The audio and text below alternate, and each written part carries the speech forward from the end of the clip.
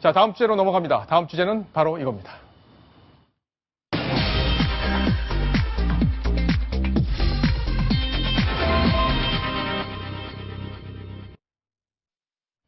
검찰이 대통령의 형을 또 불렀습니다. 이번이 벌써 네 번째인데 바로 노건평 씨입니다. 노무현 전 대통령의 형인데 오늘 검찰에 비밀리에 들어갔습니다. 처음에는 들어가는 장면이 잡힐 걸로 이렇게 예상을 했는데 천상철 차장, 네. 카메라들이 오늘 아침에 많이 나가 있었는데 왜 카메라에 안 잡힌 건지부터 설명을 좀 해주십시오.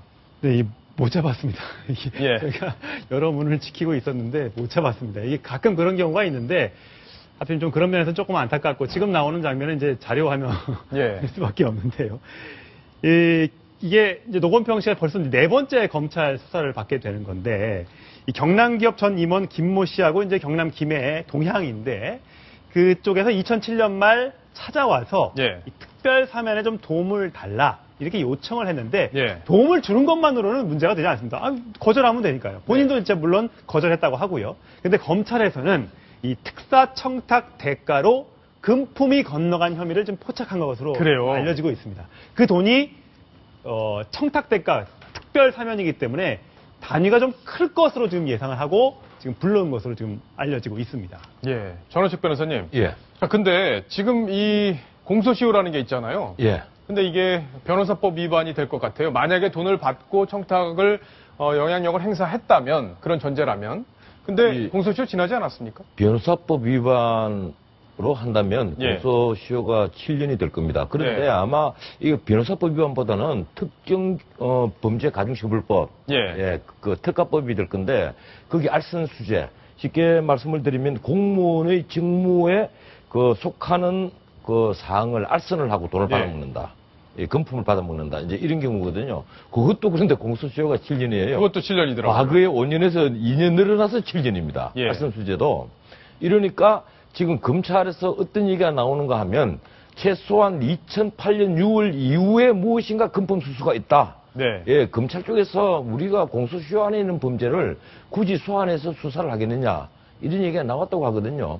그러면 성완종 그 전 회장으로부터 아마 2008년 6월 이후에 이 특별 사면의 대가로서 사후 뇌물수수가 있었지 않겠느냐, 금품수수가 있었지 않겠느냐, 이렇게 막연히 추측을 해보는데, 하나 분명한 것은 지금 성완종 리스트 수사를 하면서 검찰이 특별한 확실한 뚜렷한 이런 증거 없이 함부로 피의자를, 그것도 노건평 씨처럼 이렇게 자칫 잘못하면 또 다른 분쟁의 소지를 안고 있는 사람을 소환하지는 않을 것이라는 겁니다. 예. 그러니까 뭔가 있을 가능성이 예, 뭔가 있다 있다는 이건데 박성훈 논설위원. 네. 사실 시청자분들 중에 그런 의문을 가지신 분들이 있어요. 뭐냐면 리스트에 있는 분들 중에 3명만 소환 조사했고 리스트에 없는 노건평 씨, 이 친노를 겨냥해서 뭔가 또 꾸미고 있는 거 아니냐 정권이. 네. 이런 식의 시선을 갖고 있는 분들이 분명히 있습니다. 네. 이거 어떻게 봐야 되나요?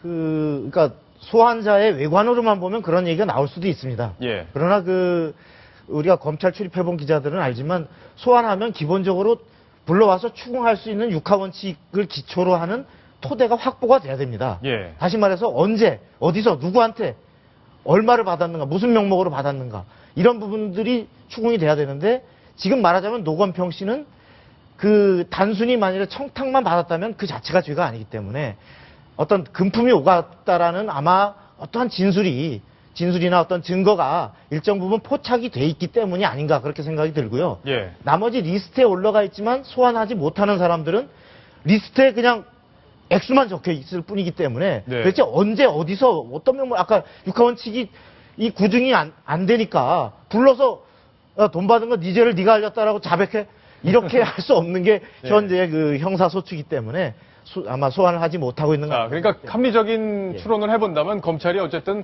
최선을 다해서 특검이 앞으로 올 수도 있기 때문에 최선을 다해서 수사를 하는데 일단 그 이상, 메모지 이상의 뭔가가 뚜렷한 증거가 나오지 않은 다른 사람들은 지금 기소를 하기가 어려운 거고 네. 기소를 한 사람들은 그중에 메모지에 있던 사람들은 일단 조사를 한 거고 뭔가 나온 게 있기 때문에 그리고 그렇습니다.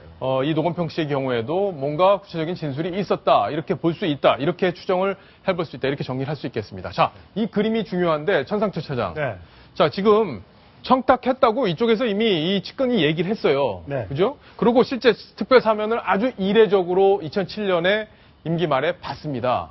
그죠? 그래서 특혜 논란이 일었던 건데 그러면 이 안에 블랙박스가 있어요. 도대체 이 안에서 무슨 일이 있었는지 누가 영향력을 행사한 건지가 궁금한데 이 부분이 지금 퍼즐이 풀리지 않고 있는 거네요. 그렇습니다. 그 사람이 이제 누군지만 알면 예. 뭐 쉽게 해결이 될 텐데 아직까지는 저게 이제 누구냐?